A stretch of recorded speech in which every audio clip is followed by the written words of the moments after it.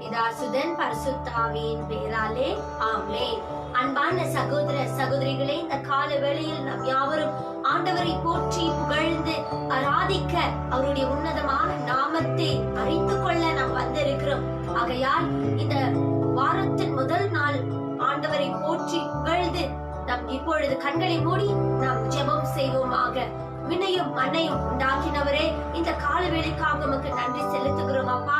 ஜீவன் உள்ளவரே, எங்களுக்கு புது ஜீவன்களை தந்து உம்மை துதிக்க உம்மை போற்றி புகழ எங்களுக்கு இந்த கிருபை தந்தீங்களே அப்பா, அதற்காக உமக்கு நன்றி செலுத்துகிறோம் ராஜா. ஆண்டவரே, இந்த கால வேளையில் நீங்க நினைத்ததை எங்க வாழ்க்கைகளை ஒவ்வொருடைய வாழ்க்கைகளும் ஆண்டவரே நீங்க செய்யும்படிக்காய் ஜெபிக்கிறோம். இன்றைக்கு பாடுகிற பாடல்கள், வாசிக்கிற உன்னதமான வார்த்தைகள் ஒவ்வொருத்தருக்கும் ஆண்டவரே ஒரு புதிய பலனை கொடுக்கக்கூடிய வார்த்தைகளாகவும் பாடல்களாகவும் மாறுபடிக்காய் ஜெபிக்கிறோம். ஆண்டவரே, உடல் சோர்ந்து இருக்கிற ஒவ்வொருத்தருக்கும் பலனை ஊற்றுகிற ஒரு கிருபையான வார்த்தையாய் இருக்கட்டும் அப்பா. ஆண்டவரே, நீங்க தான் வந்த அற்புதங்களை செய்து நீர் வழி நடத்துங்க அப்பா. இது அனைவற்றும் எங்க இயேசு கிறிஸ்துவின் நாமத்திலாக ஜெபிக்கிறோம் எங்க ஜீவனுள்ள எங்க நல்ல தகப்பனே. ஆமென், ஆமென். இப்பொழுது நாம் யாவரும் துதி ஆராதனைக்கு நாம் கடந்து செல்வோம். இயேசுடைய நாமம் அது இனிதான நாமம். ஹல்லேலூயா. ஆகையால் அந்த இனிதான நாமத்தை நாம் போற்றி புகழ்ந்து இப்பொழுது பாடுவோமாக. யாவரும் கரங்களை தட்டி இயேசுவின் நாமம் இனிதான நாமம். ஆமென். Yes lord. இயேசுவின் நாமம் இனிதான நாமம், இடையில்லா நாமம், இன்ப நாமம். எங்கள் இயேசுவின் நாமம் இனிதான நாமம், இடையில்லா நாமம், இன்ப நாமம். ஆமென். பாவத்தை போக்கும் பயமது நீக்கும். ஹல்லேலூயா. பரம சந்தோஷம் பக்தரை அளிக்கும். ஹல்லேலூயா. ஆமென். பாவத்தை போக்கும் பயமது நீக்கும், பரம சந்தோஷம் பக்தரை அளிக்கும். பாவத்தை போக்கும் பயமது நீக்கும், பரம சந்தோஷம் பக்தரை அளிக்கும். இயேசுவின் நாமம் இனிதான நாமம், இடையில்லா நாமம், இன்ப நாமம். எங்கள் இயேசுவின் நாமம் இனிதான நாமம், இடையில்லா நாமம், இன்ப நாமம். ஆமென். பரிமள தைலமாய், ஆமென், இயேசுவின் நாமம். எஸ், ஹல்லேலூயா. பாருங்க, வீசிடும் வாசனை உள்ள ஒரு நாமம். ஹல்லேலூயா. ஆமென்.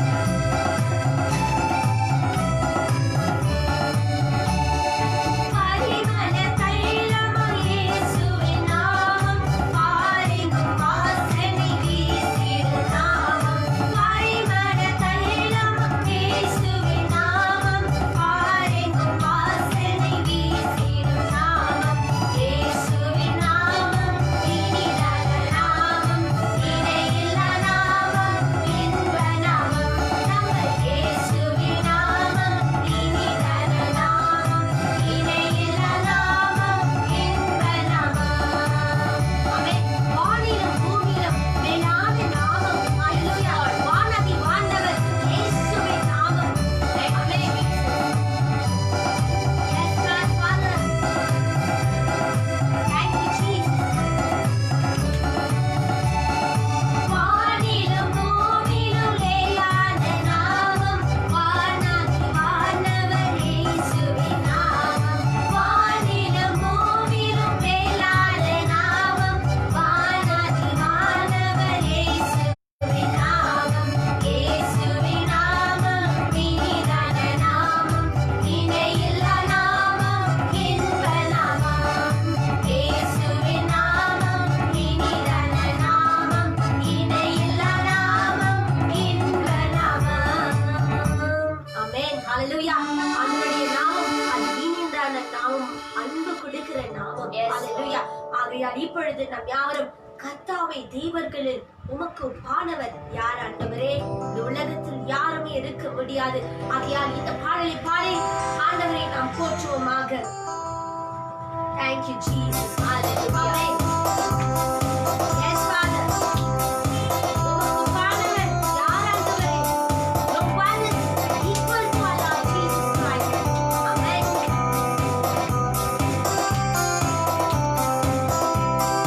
Yes,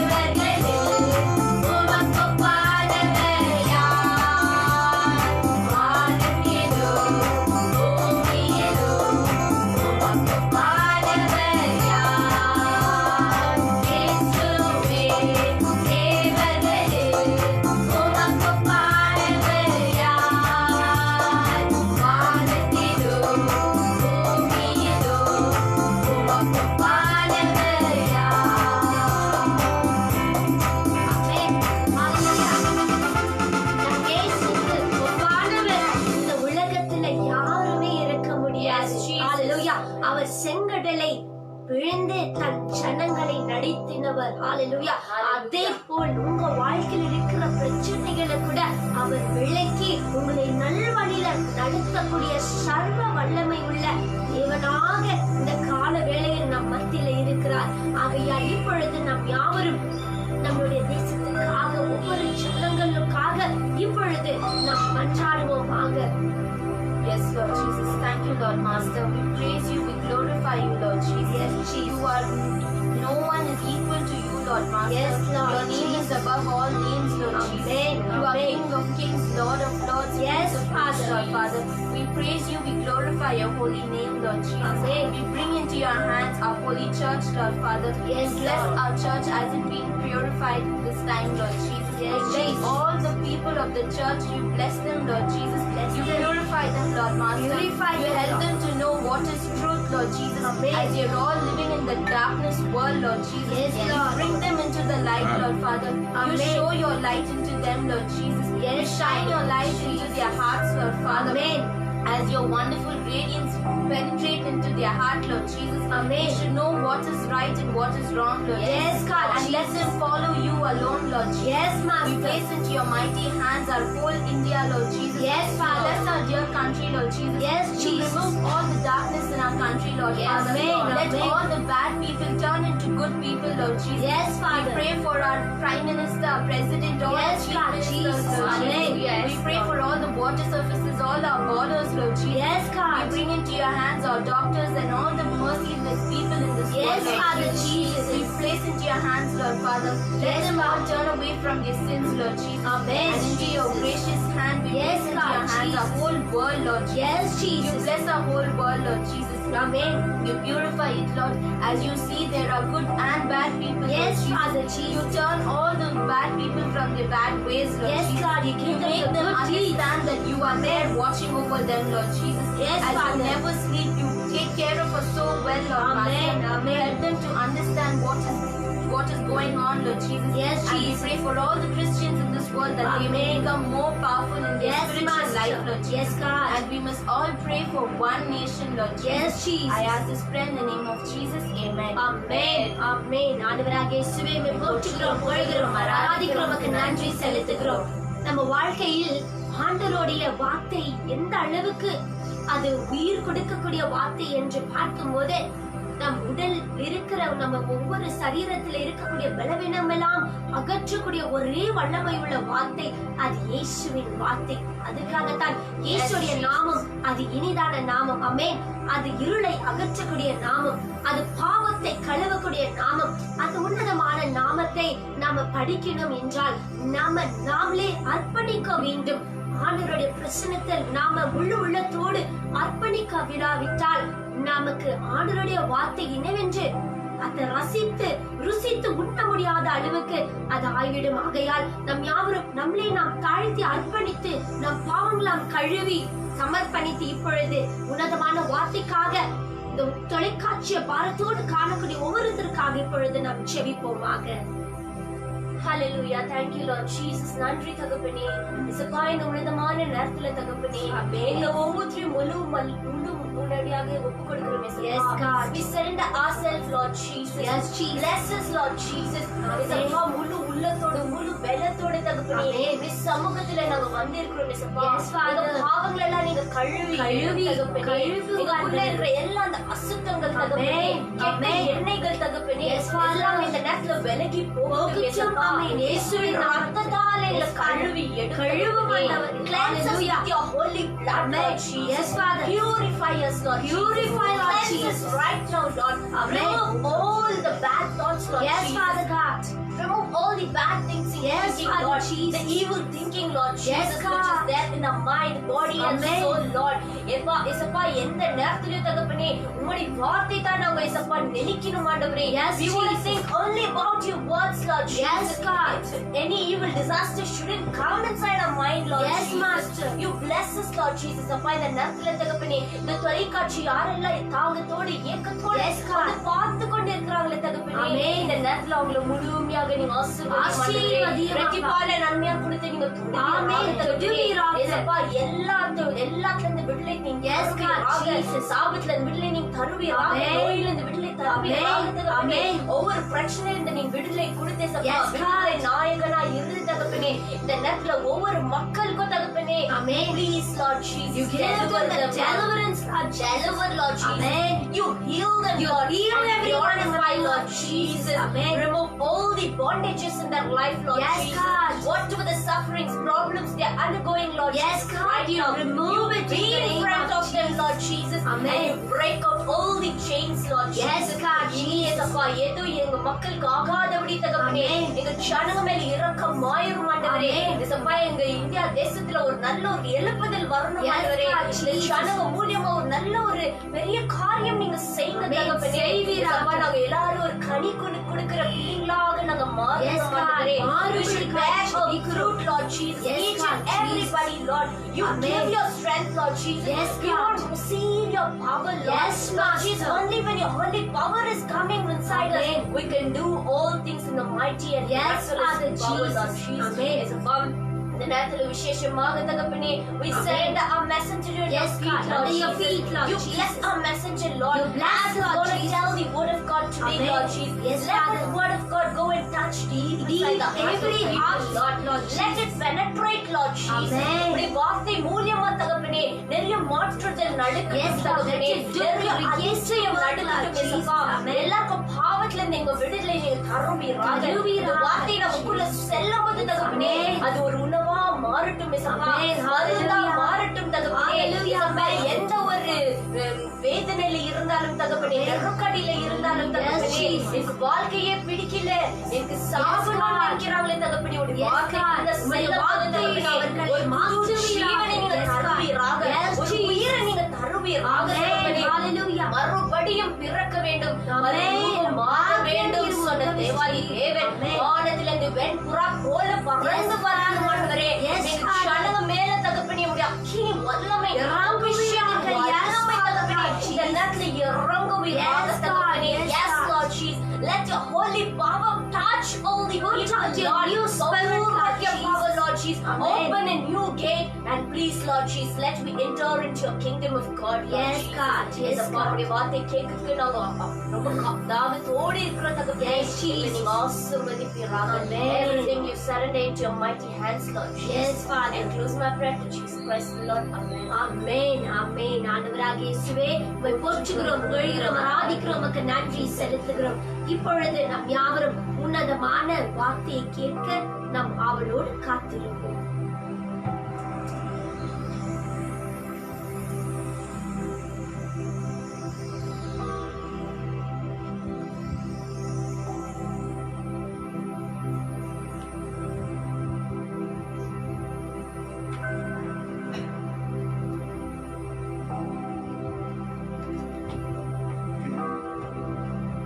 Praise the Lord. இயேசுவில் அன்பான இறை மக்களே, ஆண்டவராகிய இயேசுவின் பெயரால் உங்கள் அனைவரையும் இன்றைக்கு வாழ்த்துகின்றோம். இந்த காலை நேரம் நமக்கு மிகவும் ஆசீர்வாதமான ஒரு நாள். என் அன்பு மக்களே, இன்றைக்கு விசேஷமான ஒரு புனிதர் தியோடர் என்பவர். தியோடர் என்ற புனிதரை இன்றைக்கு திருச்சபை செலிப்ரேட், அதாவது இன்றைக்கு அவரை நினைவு கூறுகிற நாளாய் நியமித்திருக்கின்றன. இவர் எந்த காலத்தில் வாழ்ந்தவர்? 3ஆம் நூற்றாண்டிலே, 3rd century 3ஆம் நூற்றாண்டிலே வாழ்ந்தவர். தன்னுடைய இளமை பருவத்திலேயே ரோமை திருச்சபையிலே இணைந்து ஆண்டவருக்காக வாழ வேண்டும் என்று வைராக்கியமாக தீர்மானித்தவர். அந்த இளமை பருவத்திலேயே இயேசுவுக்காக வாழ வேண்டும் என்று தீர்மானித்து பல இடங்களிலே இயேசுவை குறித்தின நற்செய்திகளை மிக சிறப்பான முறையில அறிவித்து வந்தார். இதை கண்ட ரோம் சாம்ராஜ்யம் என்ன செய்தது? இவரை தடை செய்தது. நீர் இறைவாக்கு உரைக்க கூடாது என்று தடை செய்தது. அதை மீறி அவர் பல இடங்களுக்கு ஆண்டவரின் நற்செய்தி கொண்டு சென்றதினாலே அவரை சிறைப்பிடித்தார்கள். சிறைப்பிடித்து தடை விதித்த பொழுதும் அவர் அதை குறித்து சிறிதும் கவலைப்படாமல் தொடர்ந்து கொண்டே இருந்தார். இறைவாக்கு உரைக்கிற அந்த ஆசீர்வாதத்தை பெற்ற அவர் தொடர்ந்து உரைத்துக் கொண்டே இருந்தார். எவர் தடை செய்தாலும் அந்த தடைக்கு இணங்கவில்லை. ஏனெனில் அவர் செய்தது இறைவனுடைய பணியாய் இருந்தது. ஆகவே அவரை சிறைப்பிடித்தார்கள், சிறையில வைத்தார்கள், அவரை எரித்து கொன்று விட்டார்கள். சிறையில அவரை வைத்து எரித்து கொன்று விட்டார்கள். எதற்காக? இறைவாக்கு உரைத்ததற்காக. தன் உயிரையே பணயமாக கொடுத்தவர். தியோடர் என்ற பெயர். இன்னைக்கு எத்தனையோ பேர் தியோடர் வில்லியம்ஸ் அப்படின்னு வச்சிருப்பாங்க. தியோடர் என்ற பெயர் பலர் இன்றைக்கு பார்ப்பது கடினம். 3ஆம் நூற்றாண்டிலே வாழ்ந்த ஒரு சிறந்த பணியாளர், திருச்சபையின் வளர்ச்சிக்காக பணியாற்றினவர். அவரை எரித்து கொன்று விட்டார்கள். எதற்காக? இறைவாக்கு உரைத்ததற்காக. என் அன்பு மக்களே, இன்றைக்கு எத்தனையோ கொள்ளையர்கள் பூமியில் வாழ்ந்து கொண்டிருக்கின்றார்கள். மனிதர்களை கொள்ளுகின்றார்கள், பணங்களை கொள்ளையடிக்கிறார்கள், அநேகவற்றை கொள்ளையடிக்கிறார்கள். ஆனால் உலாவிக் கொண்டிருக்கிறார்கள். இதுதான் இன்றைய உலகம். அவர்களுக்கு மரண தண்டனை என்பது கிடையாது. இறைவாக்கு உரைத்ததற்கு மரண தண்டனை. மறைசாட்சியாக மாறினார் தியோடர். இறைவாக்குக்காக தன் உயிரையே பணியமாக வைத்தார்.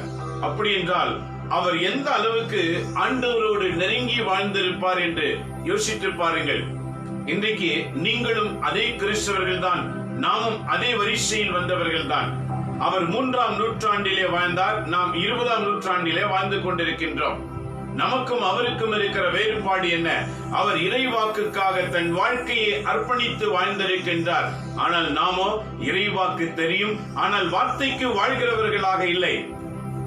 சந்தர்ப்பத்திற்கும் சூழ்நிலைக்கும் பிரச்சனைக்கும் அடிமையாகி வார்த்தையை இழந்து இறைவாக்கை நினைவு கூறாமல் அந்த வாக்கை நிறைவேற்ற வேண்டுமே என்ற நோக்கம் இல்லாமல் சூழ்நிலைக்கு ஏற்றவாறு அமைத்துக் கொண்டு சென்று கொண்டிருக்கின்றோம்.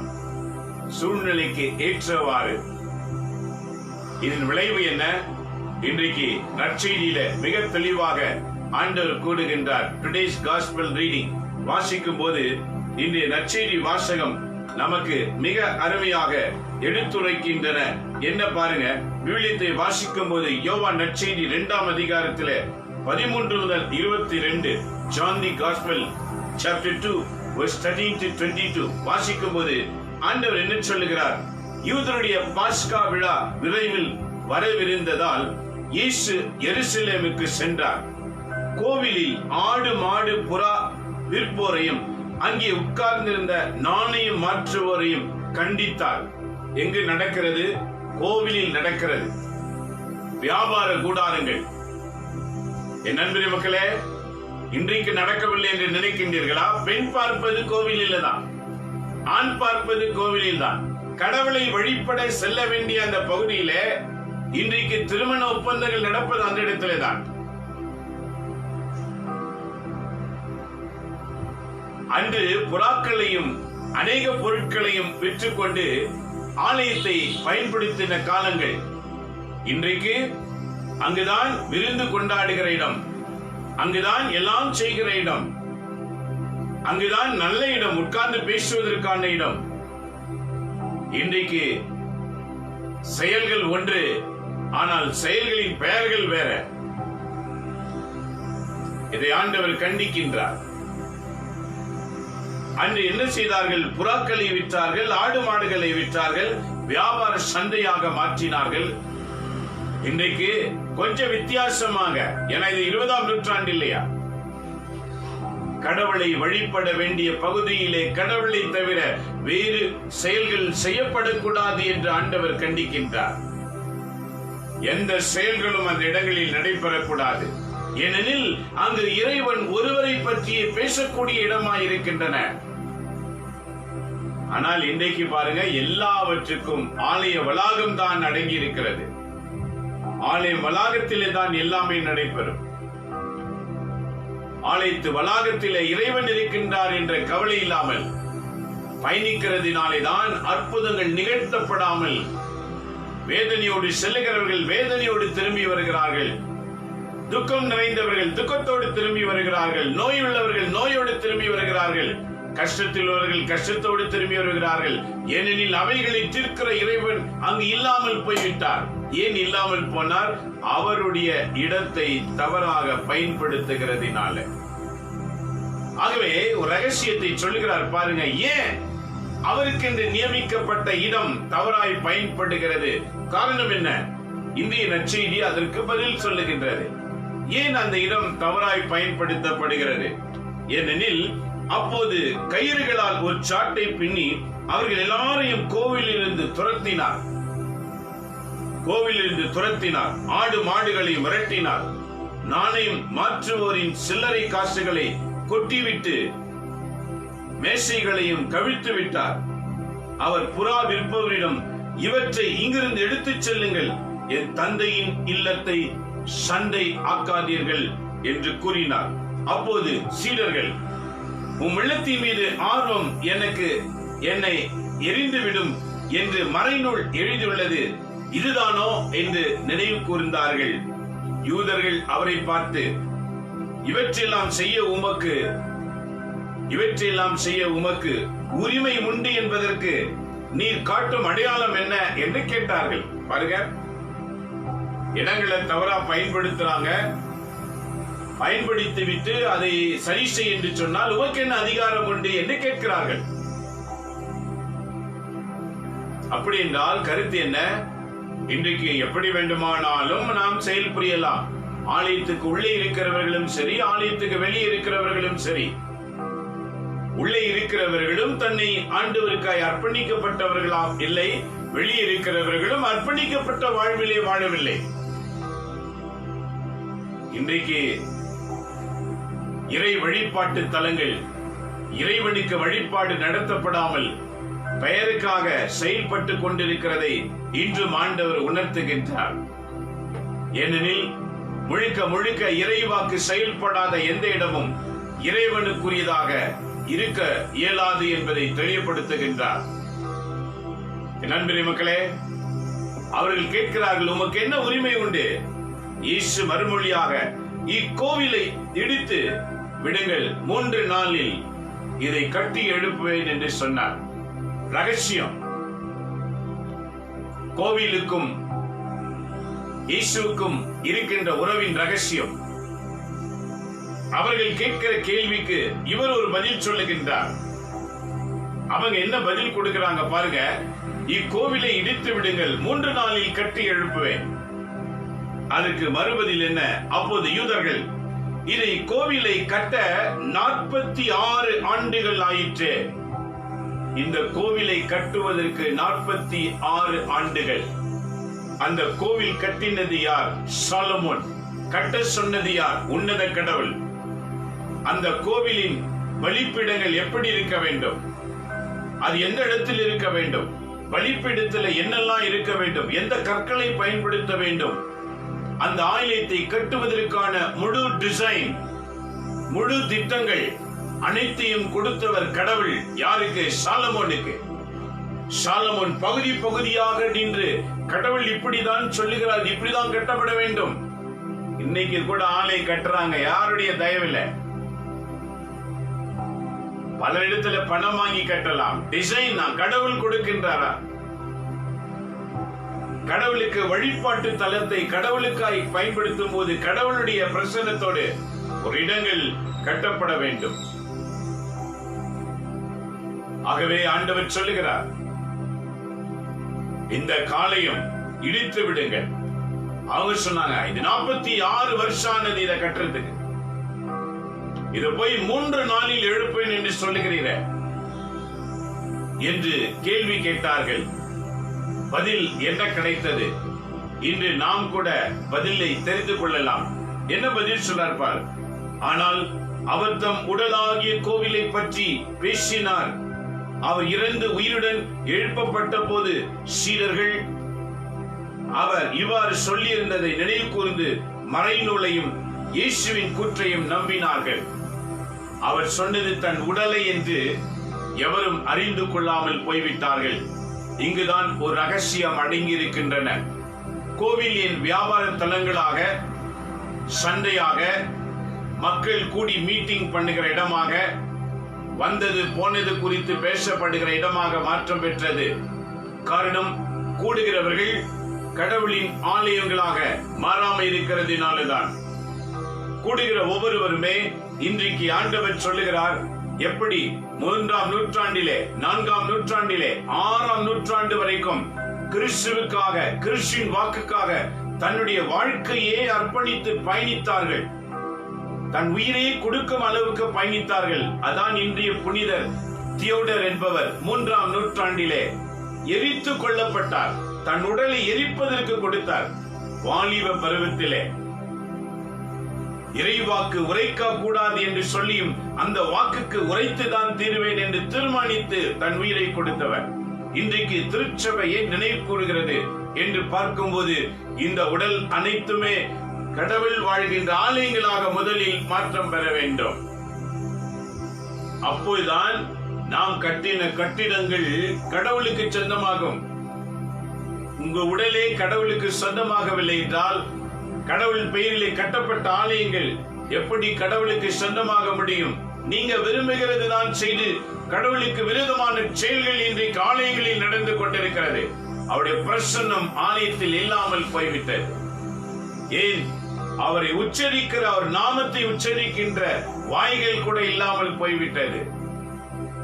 எதையோ உச்சரிக்கிற நாவுகள், கடவுளின் வாக்குகள் அடங்கிய உச்சரிக்கிற நாவுகள் இல்லாமல் போய்விட்டது.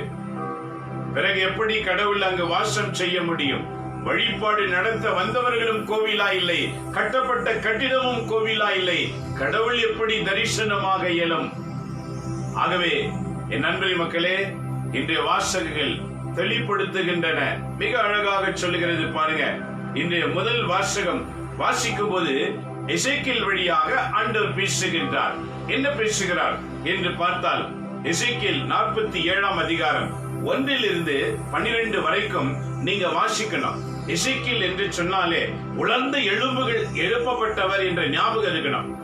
எசேக்கியேல் 38 கல்லறை தோட்டத்துக்கு சென்று என் வாக்கு சொல்லு, அந்த வாக்கை கேட்கிற எலும்புகள் எல்லாம் ஒன்று சேரும் என்ற ஒரு சம்பவத்தை இந்த இறைவாக்கினர் வழியாக மட்டும்தான் நாம் அறிந்து கொள்ளுகின்றோம். உழந்து போனவர்கள் மீண்டும் புத்துயிர் பெற முடியும், எல்லாவற்றையும் இழந்தவர்கள் திரும்பவும் உயர்வடைய முடியும் என்ற ஒரு அனுபவத்தை, வாக்குறுதியை இவர் இறைவாக்கினர் வழியாக அளிக்கின்றார். ஆக இன்று அவர் வழியாக என்ன உரைக்கிறார் பாருங்க. அம்மனிதர் என்னை கோவிலின் நுழைவாயிலுக்கு மீண்டும் அழைத்து வந்தார். ஒரு தூதன் கோவிலின் வாயிலுக்கு எசேக்கியேல் இறைவாக்கினரை அழைத்து வருகின்றார். அங்கு நான் கோவிலின் வாயிற்படியில் கிழக்கிலிருந்து, கீழிருந்து கிழக்கை நோக்கி தண்ணீர் வருவதை கண்டேன். கீழிலிருந்து கிழக்கை நோக்கி தண்ணீர் வருவதை நான் கண்டேன். கோவிலில் கிழக்கு நோக்கி இருந்த தண்ணீர் கோவிலின் மற்றும் பீடத்திற்கு தெற்கு பக்கத்தில் வந்தது. அந்த தண்ணீர் பீடத்தை நோக்கி வந்தது. அவர் என்னை வடக்கு வாயில் வழியாய் அழைத்து வந்து கிழக்கை நோக்கி வெளிப்பகுதிகளில் இட்டு சென்றார். அதே தண்ணீர் தெற்கு பகுதியில் இருந்து பாய்ந்து கொண்டிருந்தது. அவர் என்னிடம் உரைத்தது என்ன? ஒரு தரிசனத்தை கொடுத்து சொல்றார். உரைத்தது என்ன? இந்த தண்ணீர் கிழக்கு பகுதியை நோக்கி பாய்ந்து அரபாவில் சேர்கிறது. அங்கு அது கடலோடு கலக்கையில் அத்தண்ணீர் அங்கு நல்ல தண்ணீராக மாறுகின்றது. பாருங்க, பீடத்தை நோக்கி வந்த தண்ணீர் அது பீடத்திலிருந்து தெற்கை நோக்கி செல்லுகிறது. தெற்கு நோக்கி செல்லும் போது அங்க அரபா என்ற ஊர் இருக்கிறது. அந்த ஊரிலே கடல் இருக்கிறது. அந்த கடலில் கலந்த உடனே அது நல்ல தண்ணீராக மாறினது. அது பாயும் இடமெல்லாம் திரளான உயிரினங்கள் வாழும். தண்ணீர் பாய்ந்து செல்லுகிற இடமெல்லாம் திரளான உயிரினங்கள் வாழும். அங்கு ஏராளமான மீன்கள் இருக்கும். ஏனெனில் இந்த தண்ணீர் பாய்ந்து அங்குள்ள நீரை நல்ல நீராய் மாற்றும். எனவே பாயும் இடமெல்லாம் உயிர்கள் எழும்ப ஆரம்பித்தன. இந்த கிழக்கிலிருந்து கீழிலிருந்து கிழக்குக்கு வந்து பலிப்பிடத்தின் வழியாக நிரம்பி அந்த பலிப்பிடத்திலிருந்து அது தெற்கை நோக்கி சென்றது. நல்லா கவனிச்சு பாருங்க. தண்ணீர் என்பது கடவுளால் உருவாக்கப்பட்ட ஒன்று. அந்த தண்ணீர் கீழிருந்து வருகிறது. கீழ்னா பூமியிலிருந்து வருகிறது. அது கிழக்கை நோக்கி, ஆலயத்தை நோக்கி பலிபீடத்துக்கு வருகிறது. பலிபீடம் யாருக்குரியது? கடவுளுக்குரியது. கடவுள் வாழ்கின்ற இடம். கடவுள் அங்கிருந்து தன் அற்புதங்களை செய்கிற இடம். அந்த தண்ணீர் கடவுள் இருக்கிற இடத்திற்கு வந்து மீண்டும் தெற்கை நோக்கி செல்லுகிறது. அந்த தண்ணீர் எந்த கடலில்? அரபா என்ற கடலிலே கலந்தவுடனே அந்த தண்ணீர் எங்கெல்லாம் பாய்ந்ததோ அங்கெல்லாம் உயிர் வாழ ஆரம்பித்தது. பல வகையான பழமரங்கள், பல வகையான பழமரங்கள், இன்னைக்கு நாம கூட சாப்பிட பல வகையான பழமரங்கள், பல மரங்கள், அவற்றின் இரு மரங்களிலும் வளரும் அவற்றின் இலைகள் உதிர அவற்றின் கனிகள் குறையா. என்னைக்குமே அந்த மரத்துல கனி கரைய, அதாவது கனியே இல்லாம நாள் கிடையாது. எப்போ கனி கொடுத்து கொண்டே இருக்கும். ஏன்னா இந்த தண்ணீர் அங்க பாய்கிறது அல்லவா. அவற்றில் கனிகள் குறையா. ஒவ்வொரு மாதமும் அவை கனி கொடுக்கும். ஏனெனில் தூயகத்திலிருந்து தண்ணீர் அவற்றுக்கு பாய்கின்றது. அவற்றின் கனிகள் உணவாகும், இலைகள் மருந்தாகும். என் அன்பரே மக்களே, இந்த வாசகத்தின் விளக்கம் இன்றைக்கு நமக்கு என்ன சொல்லுகிறது? எசேக்கியேல் இறைவாக்கினருக்கு ஆலயத்தின் வளாகத்தில் கொண்டு போய் அங்க நிறுத்தி ஒரு கீழிருந்து தண்ணீர் வருகிறது என்ற ஒரு தரிசனத்தை கொடுத்தார். அந்த தண்ணீர் நேரா எங்க சென்றது? பலிபீடத்திற்கு சென்றது. அங்கிருந்து அந்த தண்ணீர் தெற்கை நோக்கி பயணிக்கின்றது. அது பயணிக்கும் போது அது செல்லும் இடமெல்லாம் பல வகையான மரங்கள் உதித்தன. அதுல கனி கொடுக்காத நாளே கிடையாது. 365 நாட்களும் அது கனி கொடுத்து கொண்டே இருந்தது. அந்த இலைகள் மருந்தாக மாறினது, கனிகள் உணவாக மாறினது. இதனுடைய விளக்கம் என்ன? ஒரு சாதாரண தண்ணீர், கடவுளால் படைக்கப்பட்ட ஒரு தண்ணீர் பலிபீடத்தில் வந்தவுடனே அது தூய்மை அடைகிறது. அங்கிருந்து அது எங்கெல்லாம் பயணிக்கிறதோ அங்கெல்லாம் வாழ்வு கொடுக்கிறது. வாழ்வு கொடுக்கப்பட்டவை உணவாகவும் மருந்தாகவும் மாறுகிறது. ஆக ஒரு தண்ணீரே கடவுளிடத்தில் வந்து செல்லும் போது அது பலருக்கு பலனளிக்கிறதா இருக்கும் போது கடவுளை தேடி ஆலயத்துக்கு சொல்லுகின்றீர்களே, கடவுளுடைய சாயலாய் உருமாற்றம் பெற்ற மனிதர்களாகிய நாம் நம்முடைய வாழ்க்கையிலே நாமும் வாழவில்லை, மற்றவர்களும் வாழ விடவில்லை. காரணம் என்ன? சத்தம் காதில் கேட்கிறது, ஆனால் அது உள்ளத்திலே பாய்ந்து செல்வது கிடையாது. ஒரு தண்ணீர் பலிபீடத்துக்கு வந்து செல்லும் போது, உணவையும் மருந்தையும் கொடுக்கும் போது, அந்த பலிபீடத்தில் பலியிடப்பட்ட கிறிஸ்துவின் திருவுடல் உனக்குள்ளே வரும்போது நீயும் நானும் எப்படி வாழ வேண்டும் என்று தீர்மானம் செய்து கொள்ளுங்கள். உன்னையும் என்னையும் பற்றி தான் ஆண்டவர் பேசுகிறார். கிறிஸ்தவர்கள் என்ற பெயரிலே நாம் வாழ்ந்து கொண்டிருக்கிறோம். நேற்று ஞாயிற்றுக்கிழமை ஆராதனைக்கு எத்தனை பேர் சென்று கடவுளை தரிசித்து வந்தீர்கள்? எத்தனை பேர் கடவுள் கொடுக்கின்ற வாக்கை உண்டு வந்திருக்கின்றீர்கள்? எத்தனை பேர் கடவுள் வாக்கினால் பலனடைந்து திரும்பி வந்திருக்கிறீர்கள்? சடங்கு, சாஸ்திரம், சம்பிரதாயம், மனமாற்றம் இல்லாத வாழ்க்கை.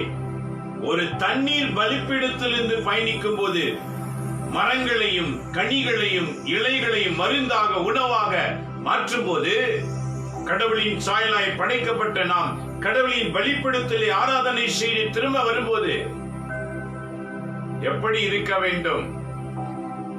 ஆகவேதான் 20ஆம் நூற்றாண்டிலே கடவுளின் செயல்பாடுகள் இல்லாமல் போய்விட்டது. ஏனெனில் உணராத வாழ்கிற கிறிஸ்தவர்கள், உணர்வற்ற கிறிஸ்தவர்கள் இன்றைக்காவது இதை சிந்தனை செய்து வாழ வேண்டும் என்று தீர்மானிக்கிறவர்கள் எத்தனை பேர்? இன்றைய திருப்பலி வாசகர்களின் தியானம் நம் வாழ்க்கையை மாற்ற ஆரம்பிக்கின்றது.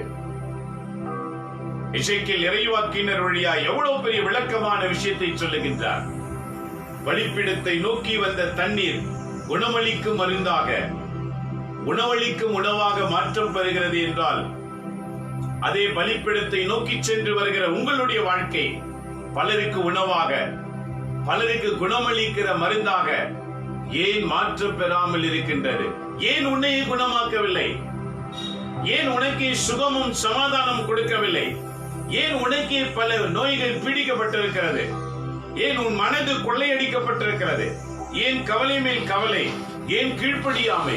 ஏன் ஏச்சி பேச்சு? இவற்றுக்கெல்லாம் ஒரே காரணம், கடவுளின் வாக்கை காதில் கேட்டு உணராமல் வாழ்கிறதுனாலேதான். என் அன்பரே மக்களே, இந்த திருப்பலி வாசகங்கள் நம் வாழ்க்கையை மாற்ற விரும்புகிறது. ஆகவேதான் ஆண்டவர் சொன்னார், கட்டடத்தை இடிக்கவில்லை, உடலை இடித்து தள்ளுங்கள். முதலில் உடல் என்னும் கட்டிடத்தை இடிங்க, உள்ளத்தை அசைங்க. இன்றைக்கு நான் எதற்காக வாழ்ந்து கொண்டிருக்கிறேன் என்பதை நினைத்து பாருங்கள். வெறும் பணம் சம்பாதிக்கவோ, புகழ் சம்பாதிக்கவோ, பதவி சம்பாதிக்கவோ, அல்லது உலகில் நானும் ரொம்ப பெரிய மனிதன் என்று காட்டுக்கொள்ளவோ அழைக்கப்பட்டவர்கள் கிறிஸ்தவர்கள் அல்ல. கிறிஸ்தவர்களின் அழைப்பு வேற. இவையெல்லாம் கிறிஸ்து அல்லாதவர்களால் செய்யப்படக்கூடியவை. கிறிஸ்தவர்களால் செய்யக்கூடியவை இறைவாக்கு நிறைவேற்றப்பட வேண்டும். ஒவ்வொரு மனிதனும் இறைவனின் ஆலயங்களாய் மாற்றம் பெற வேண்டும். அதற்கு பணி செய்யதான் இறைவன் நம்மை அழைத்திருக்கின்றார். ஆக ஒரு தண்ணீர் பலிப்பிடத்துக்கு வந்து அது கடலோடு கலக்கும் போது பல வகையான பழ வகை மரங்களையும், அந்த மரத்திலே கனி கொடுக்காத நாளே இல்லாமல் எல்லா நாளும் கனி கொடுக்கிற மரமாகவும், அதே நேரத்தில் அந்த இலைகள் மருந்தாகவும் மாற்றம் பெறுகின்றன இந்த தண்ணீரினால். இதே போலதான் எந்த கிறிஸ்தவனுக்குள் கிறிஸ்துவின் ஆவி குடிக்கொண்டிருக்கின்றாரோ அவன் தினந்தோறும் கனி கொடுக்கிறவனாய் இருப்பான். பலருக்கு மருந்தாக, குணமாக்குற கிறிஸ்தவனாக, குணமளிக்கிற கிறிஸ்தவனாக, துன்பத்தில் இருந்து, நோயிலிருந்து, கஷ்டத்தில் இருந்து வாழ்ந்து வடுங்கி போயிருக்கிற மக்களை குணமாக்குற கிறிஸ்தவனாய் மாற்றுவதற்கு இறைவன் நம்மை இன்றைக்கு அழைக்கின்றார். நாம் தயாரா? கேட்டு பாருங்க. தூங்குறதுக்கு நேரம் இருக்கிறது, பேசுறதுக்கு நேரம் இருக்கிறது, பல வகையான செயலில் செய்ய நேரம் இருக்கிறது. இறைவாக்கு நிறைவேற்றுவதற்கு மட்டும் நேரம் கிடையாது. அது இறைப்பணிக்காக அழைக்கப்பட்டவர்களும் சரி, இறைப்பணிக்காக அழைக்கப்படாதவர்களும் சரி, மொத்தத்துல கிறிஸ்தவங்க தான். அழைக்கப்பட்டவர்களும் நிறைவேற்ற முன் வருவது கிடையாது, அழைக்கப்படாதவர்களும் நினைவு கூறுவதும் கிடையாது. நேற்றைய வாசகங்கள் எதை கேட்டீர்கள்? ஞாபகம் பண்ணி பாருங்க. எத்தனை பேருக்கு தெரியும்? அது காதில் சத்தம் ஒலிக்கிறது, அவ்வளவுதான். அது உள்ளே செல்வது கிடையாது. ஏன்? உடைய உடல் ஆண்டவரின் ஆலயமாய் மாற்றம் பெறவில்லை. இதுதான் இன்னைக்கு 2ஆம் வாசகத்திலே ஆண்டவர் தெளிவுபடுத்துகிறார். இன்றைய திருப்பலி வாசகத்தின் 2ஆம் வாசகம் அப்போஸ்தலனாகிய பவுல் கொரிந்தியருக்கு எழுதின 3ஆம் அதிகாரத்திலே இறைவாக்குகள் 9 - 17 வரைக்கும் வாசிக்கப்பட்டன. என்ன உரைக்கிறார் பாருங்க. நாங்கள் கடவுளின் உடன் உழைப்பாளர். உங்களால சொல்ல முடியுமா? நான் கடவுளின் உடன் உழைப்பாளர் என்று கிறிஸ்தவங்க நீங்க சொல்ல முடியுமா? முதல் நூற்றாண்டிலே சொன்னவங்க, ஆண்டவர் இயேசுவுக்கு இறந்த பிறகு அவருக்காக எழுப்பப்பட்ட கிறிஸ்தவங்க சொன்ன செய்தி நீங்க சொல்லுவீங்களா? நீங்களும் கிறிஸ்தவங்க தானே. வாய் இருக்கிறத சொல்ல. ஏன்னா இன்றைய வாழ்க்கை எப்படின்னா, கடவுளை ஆசிரியப்பா, அதான் கடவுள். நான் நிம்மதியா நல்லா சண்டை போட்டு நல்லா தின்னுட்டு நல்ல சுகமா இருக்கணும்னா அவரை ஆசிரியக்கணும். தின்றதுக்கும் பல செயல்கள் செய்து வாழ்வதற்கும் அழைக்கப்பட்டவங்களா இருக்கக்கூடாது. கடவுளின் வாக்குறுதிகளை நிறைவேற்றுகிறதிலே உடைய நாடி நரம்புகள் அனைத்தும் நிரம்பி இருக்க வேண்டும். இதான் ஆண்டவருக்காய் அழைக்கப்பட்ட அழைப்பின் பணியாளர்களாய் இருக்க முடியும். இவங்க தாங்க ஆண்டவருடைய ஆலயத்தில் இருக்க முடியும். நேற்றைய வாசகம் என்ன சொன்னது? 10 கன்னியர்கள். நற்செய்தியிலே வாசித்தோம் அல்லவா? 5 பேர் ஏன் விடப்பட்டார்கள்? முன்னெச்சரிக்கையாய் நடவாமல் இருந்ததினாலே, முன்மாதிரியாய் நடவாமல் இருந்ததினாலே, அநேகருக்கு முன்மாதிரியாக நடக்காமல் போனதினாலே விண்ணக ராஜ்யத்தின் கதவு அடைக்கப்பட்டது. என்ன புலம்பியும் திறக்க இயலாது. என் அன்புடைய மக்களே, இறப்பதற்கு முன்பு இறைவாக்கை நிறைவேற்றி இறந்து விடுங்கள். இறைவாக்கு நிறைவேற்றாமல் நீங்கள் இறந்து போய்விட்டால் விண்ணக வாயில் உனக்கு அடைப்படும். உன்னை விட பாவிகளா இருக்கிறவங்க உள்ள இருப்பாங்க. உனக்கு அவங்கள பார்க்கும் போது எரிச்சலா இருக்கும். ஐயோ இவங்களா, நான் எப்படி வாழ்ந்தேன், ஆனா இவங்க இருக்கிறாங்களே. என்ன பெருமக்களே, உடலில் இருந்து உயிர் பிரிவதற்கு முன்பு இறைவாக்கு நிறைவேற்றாம இறந்து போனால் விண்ணக வாயில் திறக்கப்படாது. நேற்றைய வாசகங்களை தியானித்தீர்கள் அல்லவா? 2ஆம் வாசகம் தெசலோனிக்கேயரில் சொன்னார் பாருங்க, 4:13 இருந்து முதல் புத்தகம். கிறிஸ்து மீது நம்பிக்கை கொண்ட நிலையில் இறந்தவர்கள் முதலில் உயிர்த்தெழுவார்கள். கிறிஸ்து மீது நம்பிக்கை கொண்டு வாழ்ந்தவர்கள், இறந்தவர்கள் அவரோடு கூட வருவார்கள். ஆக கிறிஸ்துவுக்காக வாழ்ந்து மரித்தவர்கள் அவரோடு கூட வருவார்கள், மறைசாட்சிகள். கிறிஸ்துவுக்காக வாழ்ந்து இறந்தவர்கள், வாக்கை நிறைவேற்றினவர்கள் பூமியில் புதைக்கப்பட்டிருந்தால் அவங்க முதலிலே உயிர்த்தெழுவார்கள். மீதி உயிரோடு இருக்கிறவர்கள் இணைக்கப்படுவார்கள். அப்ப பாவிகளாய் மரித்த அவர்களுடைய ஆன்மாவின் நிலை என்னானது? மறந்துடு, அது நரக வாழ்க்கைக்குரியது. படிக்கிற இல்ல விவிலியத்தை. ஒரு கிறிஸ்தவன் என்றால் பைபிளை படிக்காத வாழ்வுகிற நீ எல்லாம் எப்படி கிறிஸ்தவனா இருக்க முடியும்? ஒரு தண்ணீர் பலிப்பீடத்துக்கு வந்து திரும்பி செல்லும் போது அது பலவிதமான ருசி படங்களை கொடுக்கும் போது ஒவ்வொரு நாளும் பலிப்பீடத்தை தேடி திருப்பலியில் பங்கு பெற்று திருவுடலை உண்ணு ஆமென் என்று ஆண்டவரின் உடலையும் இரத்தத்திலே பங்கு கொண்டு வருகிற நீ, உன்னால் என்ன பிரயோஜனம் இருக்கிறது? இன்றைக்கு மாற்றம் பெற வேண்டும், வாழ்க்கையிலே மாற்றம் பெற வேண்டும். புனித தியோடரை போல இறைவாக்கை நிறைவேற்றுவதற்கு வாழ்க்கையிலே மாற்றுதல் இருக்க வேண்டாம். வாசிக்கிறது மட்டுமல்ல, அதை தியானித்து அதற்கேற்றவாறு இன்றைய சூழலுக்கு எப்படி இறைவாக்கு கொடுக்க முடியும் என்று யோசித்து ஜெபித்து பயணிக்கிறவர்களாய் இருக்கணும். ஏனெனில் எல்லா காலங்களுக்கும் நம்முடைய ஆண்டவர் தான் காரணமாய் இருக்கின்றார். அவர் நமக்குள் இருக்கிற வரைக்கும் காலங்கள் அனைத்திற்கும் அவர் பதில் சொல்லுவார். இதை கேட்டுக் கொண்டிருக்கிற நண்பரை மக்களே, உண்ணுவதும் உறங்குவதும் மட்டும் வாழ்க்கை என்று நினைத்துக் கொண்டு வாழாதீர்கள். ஒரு கிறிஸ்துவனாக தன்னையும் காத்துக் கொள்ள வேண்டும், தன்னை சுற்றி இருக்கிறவர்களையும் காத்துதான் தீர வேண்டும். கிறிஸ்தவர்களாக நாம் அனைவரும் உலகுக்கு காவலாளிகளாய் அனுப்பப்பட்டிருக்கிறோம். அழிந்து கொண்டிருக்கிற ஆன்மாக்கள் ஆண்டவருக்கு சொந்தமாக்கப்பட வேண்டும். அதற்காக நம்முடைய வாழ்க்கைகள் மருந்தாக மாற்றம் பெறணும், உணவாக மாற்றம் பெறணும். அது பலர் அனுபவிப்பார்கள். மரம் கனி கொடுத்தது, அனுபவிக்கிறது மனிதன், மரம் அல்ல. அதே போல கிறிஸ்தவன் கொடுக்கிற கனி மற்ற இனத்தார் அனுபவிக்க வேண்டுமே தவிர கிறிஸ்தவங்களே கூடி கூடி வாழ்கிறதல்ல. இன்னைக்கு கிறிஸ்தவ கூட்டங்களை பாருங்க, அங்க இருப்பது யார்? கிறிஸ்தவர்கள் தான். கேட்டவர்களே கேட்டுக்கிட்டு இருக்காங்க. ஏன் மனமாற்றம் இல்லை? அந்நியர்கள் கூடுகிறார்களா? கூட்டம் ரொம்ப இருக்கும். யார் அந்த கூட்டம்? கிறிஸ்தவங்க தான். கிறிஸ்தவர்களுக்கே போதனை தேவைப்படுகிற அந்த ஊழியர் இந்த ஊழியர் என்று காம்படிஷன். நீயும் ஞானஸ்நானம் பெற்றிருக்கிறாய் அல்லவா?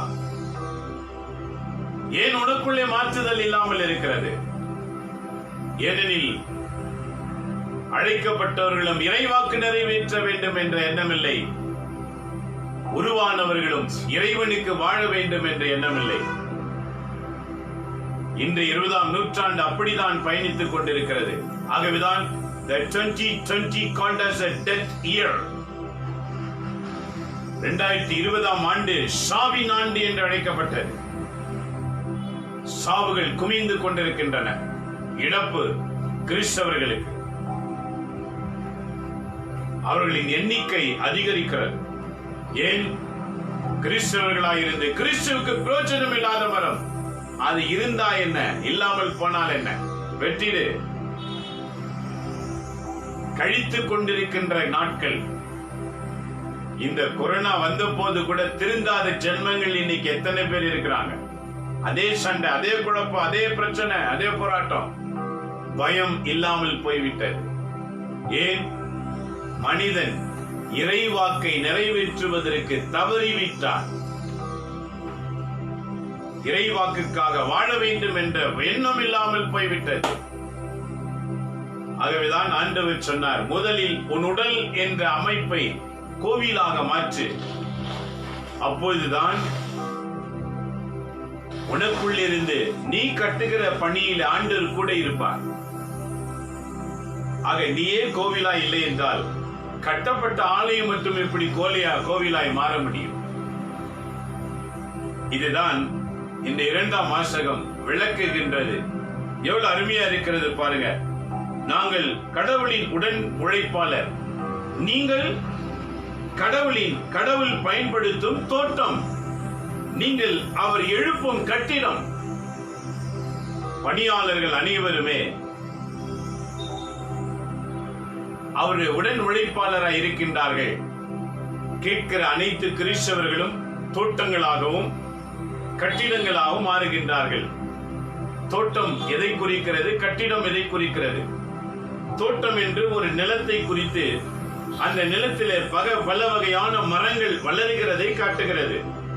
கட்டிடம் எதை காட்டுகிறது? 4 சுவர்களும் மேற்கூரைகளையும் காட்டுகிறது. அதற்குள்ள பலர் வந்து தங்குவார்கள். இதனுடைய உள் ரகசியம் என்ன?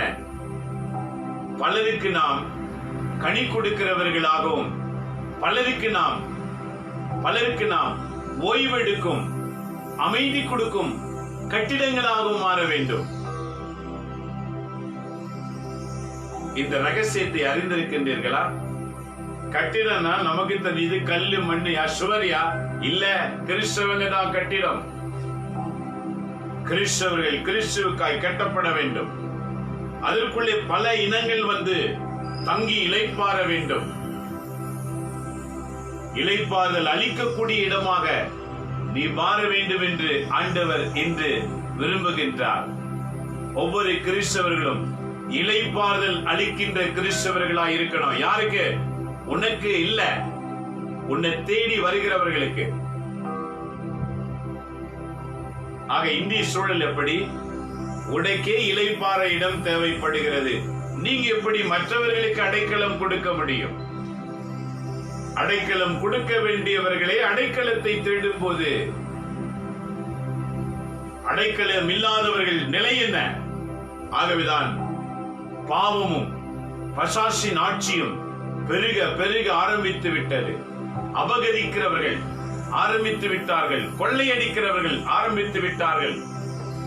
வழியிலே சாதாரணமாய் பேசிக் கொண்டிருக்கும் போது அதை பிடுங்கி செல்லுகிறவர்கள் ஆரம்பித்து விட்டார்கள். பிசாசின் ஆட்சி அதிகரித்து விட்டது. கொள்ளுதலும் அபகரித்தலும் மோசம் செய்வதும் நாசம் செய்வதும் சண்டையிடுவதும் பலவிதமான புதிய புதிய பாவத்தின் விரியங்களையும் உருவாக்கிவிட்டது. ஏனெனில் கட்டடமாக வாழ வேண்டிய கிறிஸ்தவர்கள், கனி கொடுக்கிற மரங்களாக மருந்தாக மாற வேண்டிய கிறிஸ்தவர்கள் பயனற்றவர்களாய் இருக்கிறதினாலே பயனற்றவைகள் எல்லாம் பிசாசின் பிடியில சிக்கி தலைவிரித்தாடுகின்றன. இதை கட்டுப்படுத்த வேண்டும் என்றாவது நோக்கம் இருக்கிறதா? இல்ல, அப்ப கூட அதே மாதிரிதான் இருக்கும். அன்பு கிறிஸ்தவர்களே, என்றைக்கு நாம் மாறப் போகின்றோம்? உண்மை என்றைக்கு நம்மில் இருந்து வெளிப்பட போகிறது? பலருக்கு என்றைக்கு நாம் அடைக்கலம் கொடுக்கிறவர்களாக மாறுவோம்? பல ஆன்மாக்களை என்றைக்கு ஆண்டவர் கொண்டு வர வேண்டும் என்ற நோக்கத்தோடு பயணம் செய்ய போகின்றோம். இந்த 2ஆம் வாசகத்திலே பால் சொல்லுகிறார் பாருங்க, நீங்க தோட்டமாகவும் நீங்க கட்டிடமாகவும் இருக்கின்றீர்கள். ஒரு சிலர் மருந்தாக இருப்பீர்கள், ஒரு சிலர் அடைக்கலமாய் இருப்பீர்கள். ஆண்டவர் இப்படி பயன்படுத்த விரும்புகின்றார். கிறிஸ்தவ அழைப்பு என்பது உலகத்தில் இருக்கிற பல ஜாதிகளில் ஒன்று என்று செயல்பட்டு வாழ்வதற்காக அல்ல. கிறிஸ்தவ அழைப்பு என்பது கிறிஸ்துவை கொடுப்பதற்காக அழைக்கப்பட்ட இனம். கிறிஸ்து எதை கொடுக்க அழைத்தார்? அமைதி, அன்பு, மகிழ்ச்சி, ஒற்றுமை, சமாதானம். மன்னிப்பு, இவைகளை கொடுக்க வந்தார். எவைகளை அழிக்க வந்தார்? திருடு, பொய், சண்டை, கோபம், உபச்சாரம், வேசித்தனம், இவைகளை அழிக்க வந்தார். ஆக எவைகளை விட்டு விலக வேண்டும், எவைகளை சேர்த்துக் கொள்ள வேண்டும் என்று நீங்க தான் தீர்மானிக்கணும். ஆகவே பலிபீடத்திலிருந்து புறப்பட்ட தண்ணீர் அது தோட்டங்களை நிரப்பினது. அந்த தோட்டத்திலே பலவிதமான மரங்கள் எழும்பின, பலவிதமான கனிகள் உதித்தன, பலருக்கு உணவாய் மாறினது, இலை மருந்தாக மாறினது. இன்றைய 2ஆம் வாசகத்திலே பவுல் சொல்லுகிறார், அந்த தோட்டமும் மரமும் நீங்கள் தான்.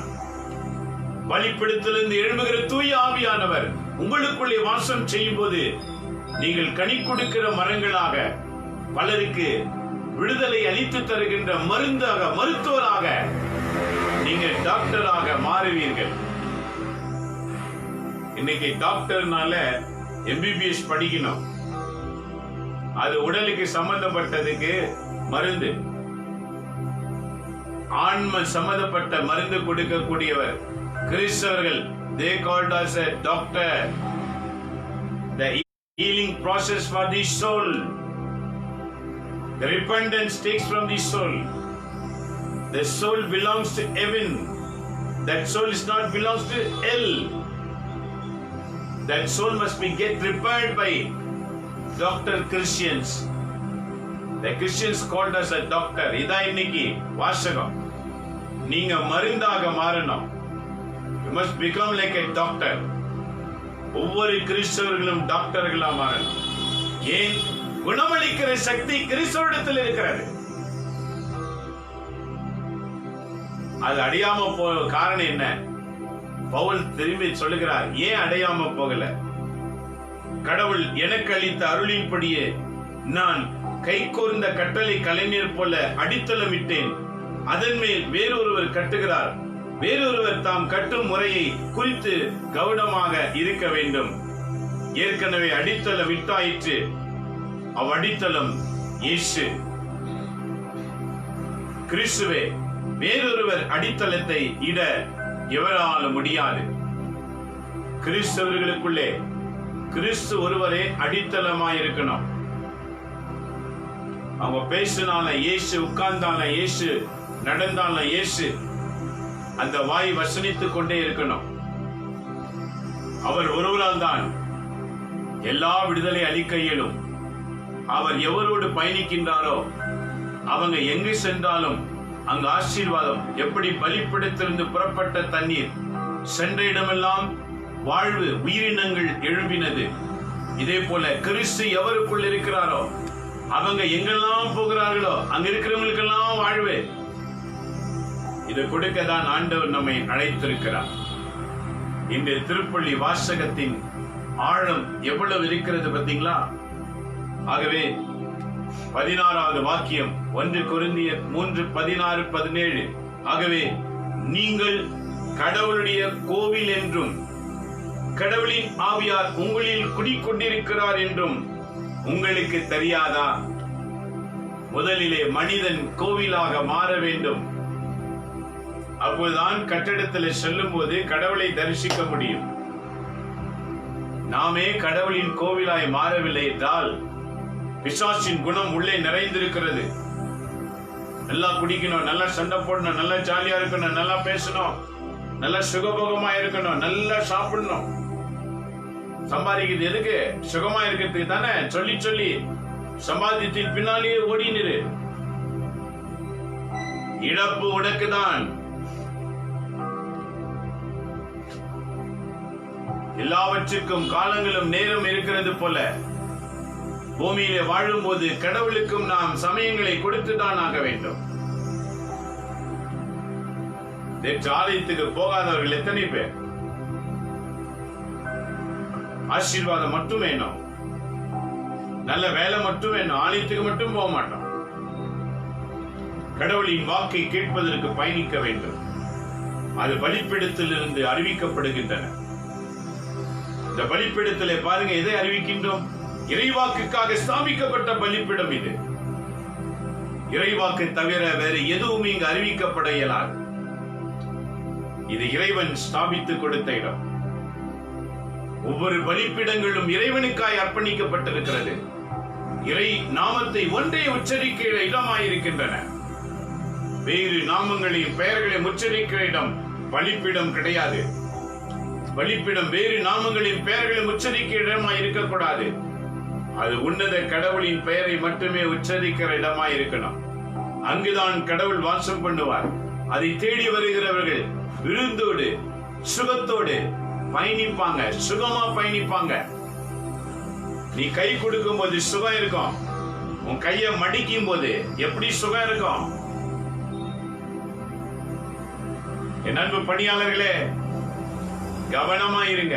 உன் வழியாய் ஆண்டவர் உன்னை மருந்தாகவோ உன்னை உணவாகவோ பயன்படுத்த விரும்புகின்றார். ஒவ்வொரு கிறிஸ்தவர்களும் அனைவருக்கும் மருந்தாகவோ உணவாகவோ இருக்கலாம். நீ அதுல உணவா இருக்கலாம், இல்ல மருந்தா இருக்கலாம். உன்னை அர்ப்பணித்துப்பார், அவர் உன்னை எடுத்து பயன்படுத்துவார். ஏன்? நாம் அனைவருமே கடவுளின் வாழும் கோவிலா இருக்கின்றோம். 17வது வாக்கியம், ஒருவர் கடவுளின் கோவிலை அழித்தால் கடவுள் அவரை அழித்து விடுவார். அப்படின்னா பொருள் என்ன? பொருள் என்ன? இன்னைக்கு பணியாளர்களும் சரி, விசுவாசிகளும் சரி, நிறைய இடங்கள்ல பாருங்க, செய்யக்கூடாததெல்லாம் செய்கிறார்கள்.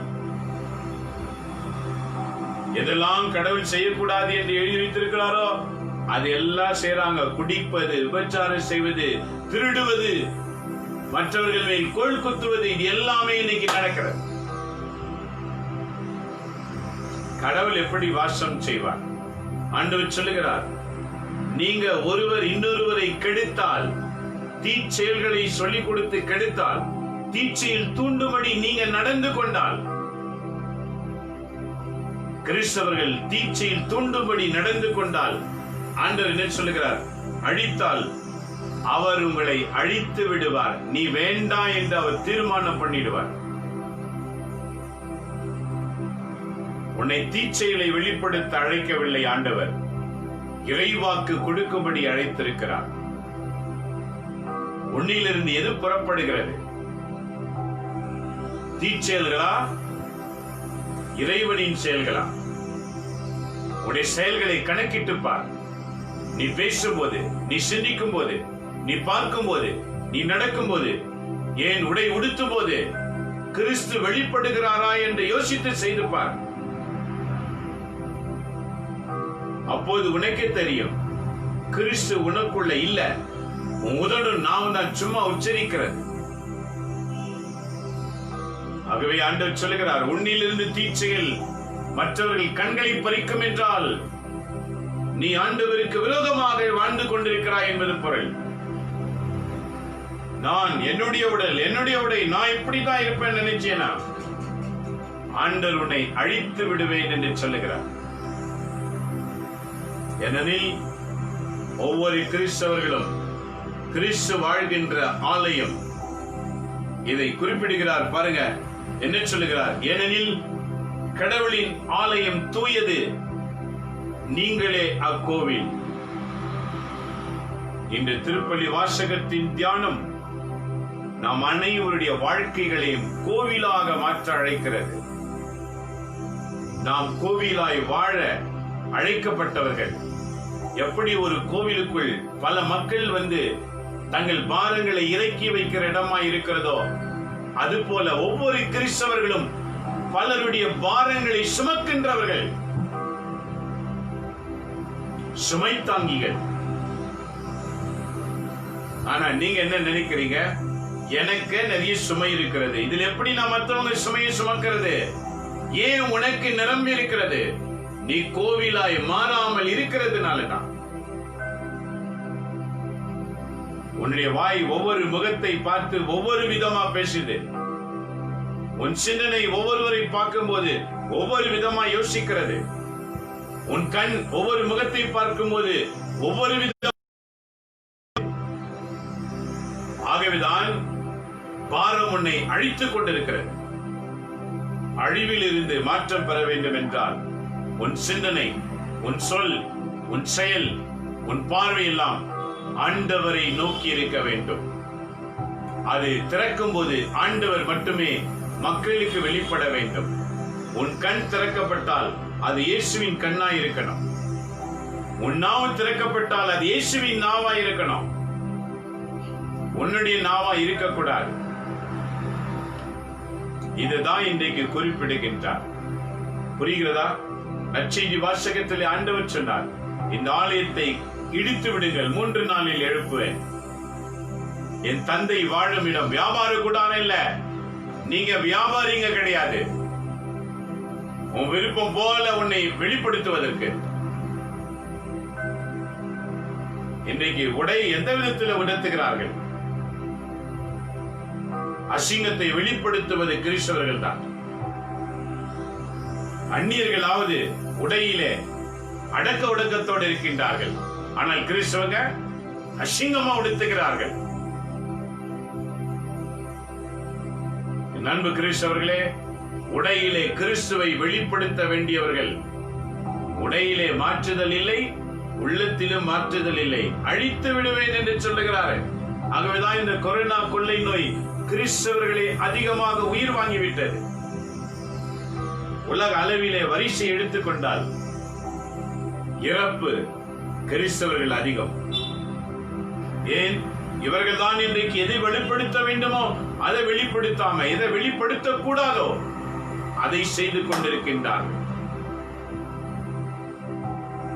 கிறிஸ்தவங்க இன்னைக்கு சினிமா ஸ்டார போல மாறணும், இயேசுவை போல மாறணும்னு என்ன இல்லை. ஆகவே முதல் வாசகத்தில் எசேக்கியேல் ஆலய வளாகத்தில் நின்றார்.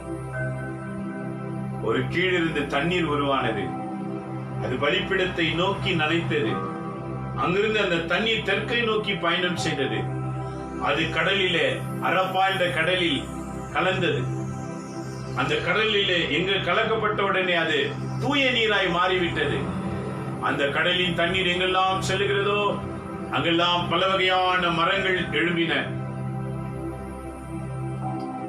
இந்த மறைமுக விளக்கம் என்ன? பலிபீடத்தை நோக்கி வருகிற ஒவ்வொரு கிறிஸ்தவர்களும் கனி கொடுக்கிற மரங்களாகவும், மருந்தளிக்கின்ற இலையாகவும், குணமாக்கின்ற கிறிஸ்தவர்களாகவும் இருக்கின்றார்கள் என்று சொல்லுகிறார். 2ஆம் வாசகத்திலே அந்த ஆலயத்தை நோக்கி வருகிற மரங்கள் நீங்க தான் என்று சொல்லுகிறார். நீங்கள் மரங்களாகவும் கட்டிடங்களாகவும் இருக்கின்றீர்கள். என் அன்பு கிறிஸ்தவர்களே, உணராம வாழ்ந்தது போதும். புனித தியோடர் நினைவு கூறுங்க. முதல் நூற்றாண்டு கிறிஸ்தவர்கள் 6ஆம் நூற்றாண்டு 7ஆம் நூற்றாண்டு வரைக்கும் வாழ்ந்த கிறிஸ்தவருடைய காலங்களை யூடியூப்ல போய் பாருங்க, கூகுள்ல பாருங்க, எப்படி வாழ்ந்திருப்பாங்கன்னு.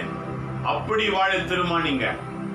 அதுக்கு மேல கலப்படம் ஆயிடுச்சு. இன்னைக்கு வரைக்கும் கலப்படம் தான். 15ஆம் நூற்றாண்டிலே திருச்சபை பிரிந்தது. இந்த 500 வருஷத்துல 5000க்கும் மேற்பட்ட சபைகள் உருவாகிவிட்டது. வெறும் 500 வருஷத்துல 1000 வருஷமாக ஒரே திருச்சபை இருந்தது. 1500வது ஆண்டிலே சபை பிரிந்தது. இன்றைக்கு எண்ண முடியாத அளவுக்கு சபைகள் பெருகிவிட்டது. ஏன்? கீழ்ப்படிதல் கிடையாது. கிறிஸ்தவர்களுக்குள்ள பிரிவினை, கிறிஸ்தவர்களுக்குள்ள விரோதம், கிறிஸ்தவர்களுக்குள்ள குழப்பம், கிறிஸ்தவர்களுக்குள்ள பிரச்சனை. நான் பெரியவன், நீ பெரியவன், நான் சொல்றதா கரெக்ட், நீ சொல்றதா கரெக்ட். இயேசு சொல்றதை கேளையா? இஷ்டத்துக்கும் ஒரு ஞானத்தை படித்துக் கொண்டு சொல்வதற்காக இல்ல. நீங்க எவ்வளவு அழகா சொல்ல பாருங்க. ஒவ்வொரு கிறிஸ்தவர்களும் தோட்டங்களாக, ஒவ்வொரு கிறிஸ்தவர்களும் கட்டிடங்களாக. அப்படின்னா என்ன? ஒரு கட்டிடத்துல பலர் உள்ளே தங்குவாங்க. கிறிஸ்தவங்க கட்டிடங்கள், பலருக்கு அடைக்கலம் கொடுக்க வேண்டியவங்க. கிறிஸ்தவங்க தோட்டம், பல மரங்கள் வளர்ந்து அதை பருகுவதற்கு பல மக்கள் பருகுவாங்க. தோட்டம் என்னைக்காவது பருகி இருக்கிறதா? அது சுமையை தாங்கிக் கொண்டிருக்கும். ஒரு மரத்தை நடும்போது குத்துவார்கள், அது சுமத்தை தாங்கும், சுகத்தை கொடுக்கும். தோட்டம் என்று உன்னையும் என்னையும் அழைக்கின்றார் புதிய ஏற்பாட்டு வாசகத்தில். நண்பர்களே, மக்களே, உணர்வீர்களா? வாழ்கிற வாழ்க்கையை உணருங்க. நான் எப்படி வாழ்கிறேன் நினைத்து பாருங்க. ஒரு நாளைக்கு என்னுடைய செயல்கள் எதெல்லாம் செய்கிறது, எதை செய்யணும், எதை செய்யக்கூடாதோ பிரித்து பாருங்க. இன்னையில இருந்தாவது இறைவாக்கு நிறைவேற்றுவோம். இன்றைய வாசகம், நீ நானும் ஆலயங்களாய் மாறணும். கடவுள் நமக்குள்ளே வாழ்கிற ஆலயமாய் மாறணும். அப்போது நாம் எங்கு சென்றாலும், வேலைக்கு சென்றாலும், வேலையில் இருக்கிற மக்கள் ஆண்டவரின் ஆலயமாய் மாறுவாங்க. வீதியில நடந்தாலும் வீதியில போல பல ஜாதி தரப்பட்ட மக்கள் ஆண்டவரால் மாற்றம் பெறுவாங்க. வீட்டில இருந்தாலும் நம்மை தேடி வருகிறவர்கள் ஆண்டவருக்குள்ளாய் மாறுவாங்க. வீட்டில் இருக்கிறவங்க கூடாரமாய் மாறுகிறார்கள், தேடி வருகிற இடமாக.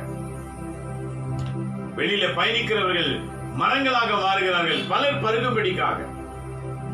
என் அன்பு கிறிஸ்தவர்களே, நாம் கடவுளின் ஆலயமாய் மாறும்போது கடவுள் நம்மை தோட்டமாகவும் கட்டிடமாகவும் பயன்படுத்த விரும்புகிறார்.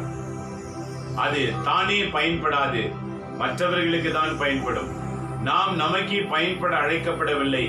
நம்மால் பலர் அனுபவிக்க ஆண்டவர் நம்மை உருவாக்கி இருக்கின்றார்.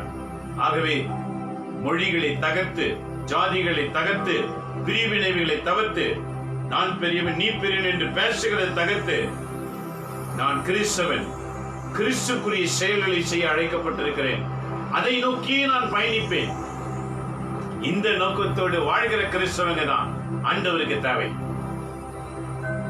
இன்றைக்கு பலர் ஒவ்வொரு சபையின் பெயர்களை வைத்துக் கொண்டு இதுதான் பெருசு, அதுதான் நிறுத்திடுங்க பேசுறத. ஆண்டவரை பற்றி பேச வேண்டும். அனைவரும் தோட்டங்களாக, கூடாரங்களாக மாற வேண்டும். ஒவ்வொரு கிறிஸ்தவனும் ஆலயமாய் மாறணும். இதுதான் கடவுளின் திட்டம். இந்த திட்டத்தை நிறைவேற்ற நாம் ஒப்பு கொடுப்போமா? இன்றைய திருப்பள்ளி வாசகங்கள் எவ்வளவு அருமையா இருக்கிறது. ஜெபிப்போம். கண்களை மூடுங்க. எங்களை நேசிக்கிற எங்க அன்புள்ள தகப்பனே, இந்த காலைவெளிக்காக நன்றி செலுத்துகிறோம். என்னோடு இணைந்து பொறுமையோடு கேட்டுக்கொண்டிருக்கிற உமது பிள்ளைகளின் அறிவாற்றலை மாற்றுவீராக. முன்மதி கொண்ட ஞானத்தினால் நிரப்பும். எதை செய்கிறோம், எதை பேசுகிறோம் என்று கவனித்து செய்கிற ஆற்றலை தாரும். எப்படி வாழ வேண்டும் என்று தீர்மானித்து வாழ்கிற எண்ணத்தை தாரும். இனிமேல் விருப்பம் போல் வாழாமல், விரும்பினதை செய்யாமல், நீர் விரும்புகிறதை செய்து, உலகத்தில் எந்த முனையில இருந்தாலும், ஒருவேளை இந்தியாவில் இருந்து அயல்நாட்டுக்கு சென்று வேலைக்காக சென்றிருந்தாலும் அந்த இடத்துல இவர்களை நீர் பயன்படுத்துவீராக. நாகமான் வீட்டுக்கு வேலைக்காரியாய் சென்றவள் நாகமான் பிடித்திருந்த நோய்க்கு மருந்தாக மாறினது போல, முதல் பிள்ளைகள் நாடு விட்டு நாடு, ஊரு விட்டு வீடு மாறினாலும், எங்க வாழ்ந்தாலும் அந்த ஊரில இவர்களை மருந்தாக பயன்படுத்துவீராக. ஆசீர்வதியும் ஆண்டவரே. எழும்பியிருக்கிற ஒவ்வொரு கிறிஸ்தவர்களும் ஆலயங்களாய் மாறட்டும். அழைக்கப்பட்ட ஒவ்வொரு பணியாளர்கள் குருக்களாக, கண்ணீராக, ஊழியராக, பாஸ்டர்களாக, எவாஞ்சலிஸ்டாக, போதகராக அழைக்கப்பட்ட பகுதியில ஒவ்வொருவரையும் நீர் மருந்தாய் பயன்படுத்தும்படிக்காக ஜெபிக்கின்றோம். ஆசீர்வதியும் ஆண்டவரே. சபை பாகுபாடின்றி உமது வாக்கை நிறைவேற்றுகிற உள்ளங்களை எழுப்புவீராக. அநேகரை எழுப்பும் ஆண்டவரே. அநேகரை உம்முடைய வாக்குக்காக எழுப்பும். மீண்டும் தியோடர், புனித தியோடரை போல எழுப்போம். வார்த்தை நிறைவேற்றி மரித்தது, மறைசாட்சிகளாய் மரித்தார்கள், இரத்த சாட்சிகளாய் மரித்தார்களே, அவர்களைப் போல வாழ்கிற உள்ளங்களை இன்றைக்கு தேசத்தில் எழுப்பீராக. ஒவ்வொருடைய நரம்புகளும், ஒவ்வொரு உடல்களும், இரத்தங்களும் இயேசு ஆண்டவர் என்று உணர்ச்சியினால் நிரப்பப்படட்டும். ஆசீர்வதியும் ஆண்டவரே. தூங்கி இருக்கிறவர்களை எழுப்பீராக. மயக்கத்தில் இருக்கிறவர்களை தெளிவு செய்வீராக. நான் கடவுளின் ஆலயம் என்று உணர்த்தி அதற்கேற்றவாறு வாழக்கூடிய குணாதிசயங்களால் நிரப்பும் ஆண்டவரே. இதை கேட்டுக்கொண்டிருக்கிற பெங்களூரிலும், அநேக கர்நாடகம் முழுவதும், தமிழ்நாடு முழுவதும், இந்தியா முழுவதும் பல பகுதியிலே பார்த்துக் கொண்டிருக்கின்றார்கள். மகாராஷ்டிராவில் இருந்து, ஆந்திராவில் இருந்து உமது பார்க்கிற பிள்ளைகளை ஆண்டவர் தொடுவீராக. ஒவ்வொரு கிறிஸ்தவர்களின் பணியாளர்களாய் மாற்றும். அயல் நாட்டிலே பணி செய்து கொண்டிருக்கிறவர்களை ஆசீர்வதியும் ஆண்டவரே. Germany, Austria, Australia, Singapore, Malaysia, இப்படி பல பகுதியில பணிகளுக்காக எழும்பியிருக்கிறவர்களை ஆசீர்வதிப்பீராக. எல்லா கிறிஸ்தவர்கள் உம்முடைய ஆலயங்களாய் மாறட்டும். ஆசீர்வதியும், ஆசீர்வதியும் ஆண்டவரே. யாழ்ப்பாணத்தில் இருக்கிற உமது பிள்ளைகளை ஆசீர்வதியும். ஸ்ரீலங்கா முழுவதும் உம்முடைய பிள்ளைகள் எழுப்பப்படுவார்களாக. உண்மையை ஸ்தாபிக்க எழுப்புதலை தாங்க ஆண்டவரே. ஆண்டவரே, சிரியாவை ஆசீர்வதியும், நைஜீரியா ஆசீர்வதியும். உடைய கரம் இந்த நேரத்திலே தொடுவதாக. ஆசீர்வதியும் ஆண்டவரே, எழுப்புதல் தருவீராக. ஆசீர்வதியும். ஈராக், ஈரான் ஆசீர்வதியும். உமது பிள்ளைகள் அங்கு எழுப்பப்படட்டும். ஈராக், ஈரானிலே தான் ஆதாம் ஏவாள் எழுப்பப்பட்ட இடங்கள் ஆண்டவரே, ஆசீர்வதிப்பீராக.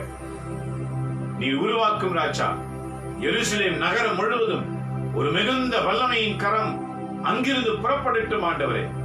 பலிப்பிடத்தில் இருந்த தண்ணீர் உலகமெங்கிலும் புறப்பட்டு பல வகை மருந்து வகையான உணவுகளை கொடுத்தது போல உம்முடைய வல்லமை அங்கிருந்து எழும்பி பலருக்கு குணமளிக்கும்படிக்கான மருந்துகள் எழுப்பப்படுவதாக. இஸ்ரவேல் முழுவதிலும் மருந்து மயமாக்கப்படட்டும். இடமெல்லாம் மருந்துகள் நிரம்பி இருக்கிறது ஆண்டவரே. உலக மக்களுக்கு தேவைப்படுகிற மருந்து. Lord, bless the Jerusalem, Lord. You are the God dwells there. From there, you send all the medicines throughout the world, Lord Jesus. Open the eyes to each and every one. You lived in Jerusalem, Lord. We remember now. Send the medicines from there to each and every places.